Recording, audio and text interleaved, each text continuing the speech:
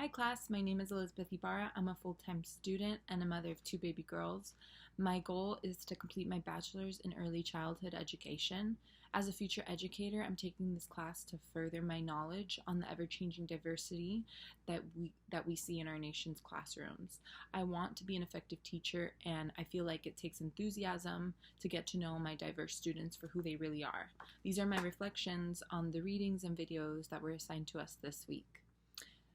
So after I read all of our readings and I watched our videos, I put together this kind of journal about what I thought.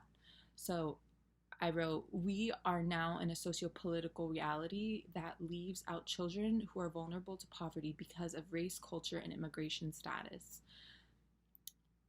We separate them from the so-called mainstream." And that could be, the mainstream classroom. There are some strategies that can be taken by educators to honor students' cultures and identities.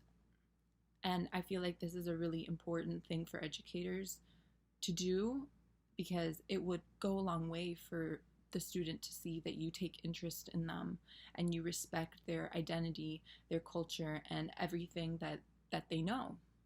Classrooms are more diverse than ever. Diversity is growing rapidly too.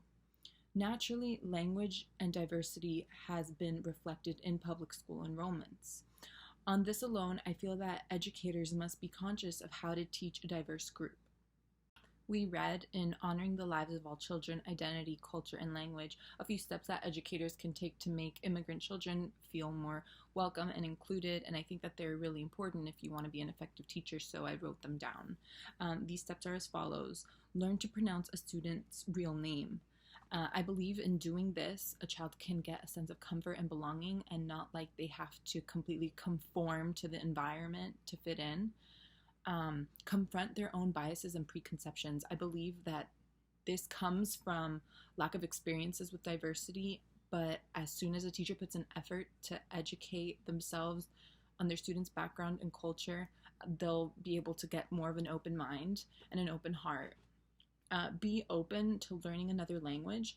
Of course, this takes commitment, but it can help teachers communicate a bit better with immigrant students and also have them appreciate the beauty and the culture of another language, because language and culture are very intertwined. And even if you just learn like a few words, that maybe could, really go a long way for the student. Learn as much as you can about the student and their family, and this would include learning about their culture and show an appreciation for it. So in the videos, we learned how important it is to have also a positive mentality when thinking about our students. Dr. Sonia Nieto mentioned how in her first teaching job, they labeled the children as non-English, and they labeled her non-English as well. When knowing another language is so important and amazing that they completely stamp it as, you don't know the English language, so therefore what you know is not so important. We live in an English language dominated country.